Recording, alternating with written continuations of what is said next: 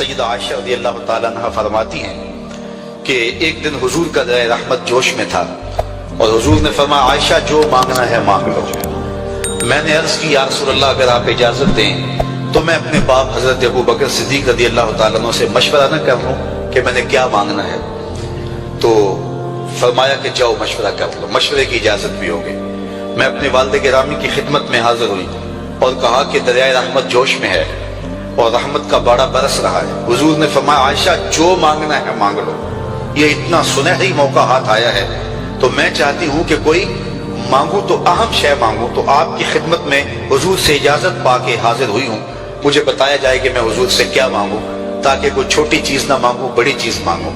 تو حضرت ابو بکر رضی اللہ تعالیٰ عنہ نے فرمایا کہ بیٹا حضور سے جا کے کہنا کہ معراج کی خلوت خاص میں اللہ نے آپ سے جو راز کی باتیں کی تھی ان باتوں میں سے ایک بات بتا دو۔ مانگا بھی تو علم مانگا، اور عائشہ میرے سے وعدہ کرو جو حضور بتائیں مجھے بھی آگے بتانا ہے۔ ام المومنین حاضر خدمت ہو گئی۔ حضور نے پوچھا عائشہ مشورہ ہو گیا؟ کہا جی حضور ہو گیا۔ کہا مانگو کیا مانگتی ہو؟ کہا حضور معراج کی خلوت خاص میں جب اللہ کے حضور حاضر ہوئے رب نے آپ سے راز کی باتیں کی تو ان باتوں میں سے ایک بات بتا دیں۔ حضور مسکرا پڑے۔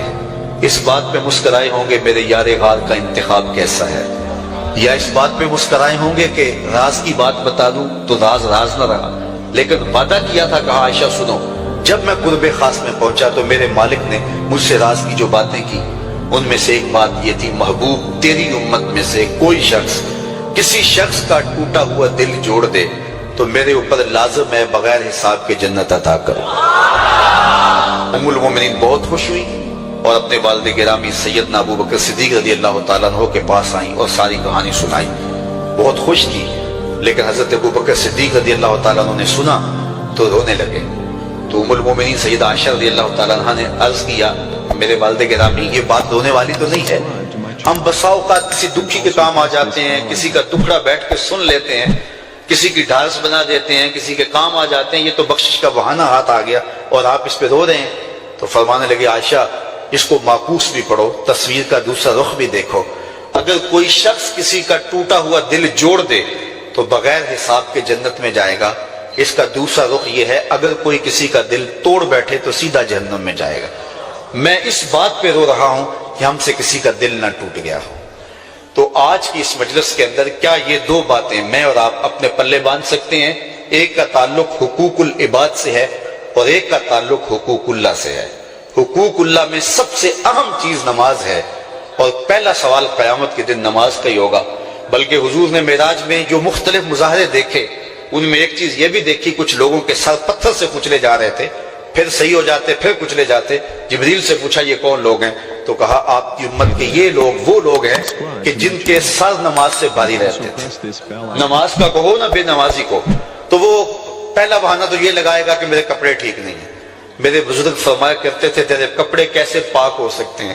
تو رب کے حضور جھکنا نہیں جانتا، آ اس کے حضور جھکنا سیکھ لے، وہ تیرا لباس بھی پاک کر دے گا، تیرا دل بھی پاک کر دے گا۔